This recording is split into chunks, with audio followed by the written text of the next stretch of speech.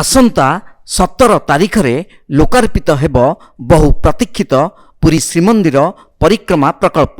ଏହି କ୍ରମର ବ୍ୟାସନଗର ପୌର ପରିଷଦ ୱାର୍ଡ ନମ୍ବର 5 ସାତକାଣିଆ ମଙ୍ଗଳା ମନ୍ଦିର ପରିସରରୁ ଅର୍ପଣ ରଥର ଶୁଭାରମ୍ଭ ହୋଇଛି। ପ୍ରଥମେ ମନ୍ଦିରରେ ପୂଜା ଅର୍ଚ୍ଚନା କରାଯିବା ପରେ ରଥ ବାହାରିଥିଲା। ଏହି ସମୟରେ ୱାର୍ଡର ମହିଳା ତଥା ଜଗନ୍ନାଥ ପ୍ରେମୀମାନେ ଗାଁ ରାସ୍ତାରେ ମୁରୁଜ, ଝୋଟି ଚିତା ପକାଇ କଳସ ବସାଇ ରଥକୁ ସ୍ୱାଗତ କରିଥିଲେ। ହୁଳହୁଳି, ଘଣ୍ଟ, ଶଙ୍ଖ, ସଂକୀର୍ତ୍ତନ ତାଳେ ତାଳେ ଜୟ ଜଗନ୍ନାଥ ଧ୍ୱନିରେ କମ୍ପି ଉଠିଥିଲା ସମଗ୍ର ପରିବେଶ। ରଥ ପରିକ୍ରମା ସମୟରେ ମହିଳାମାନେ ବନ୍ଦାପନା କରିବା ସହ ହାତରେ ଅରୁଆ ଚାଉଳ, ଗୁଆ ଅର୍ପଣ କରିଥିଲେ।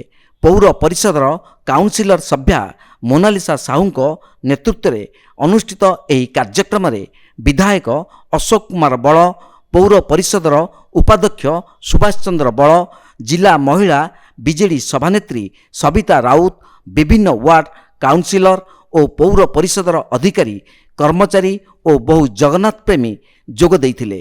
ଆଜି ବିଧାୟକ ଶ୍ରୀ ବଳ ଓ କାଉନସିଲର ସଭ୍ୟା ମୋନାଲିସା ସାହୁ ପ୍ରତ୍ୟେକ ଘରୁ ଘର ବୁଲି ଅରୁଆ ଚାଉଳ ଓ ଗୁଆ ସଂଗ୍ରହ କରାଯିବା ସହ ଜଗନ୍ନାଥ ସଂସ୍କୃତି ସମ୍ପର୍କରେ ପ୍ରଚାର ପ୍ରସାର କରାଯାଇଛି।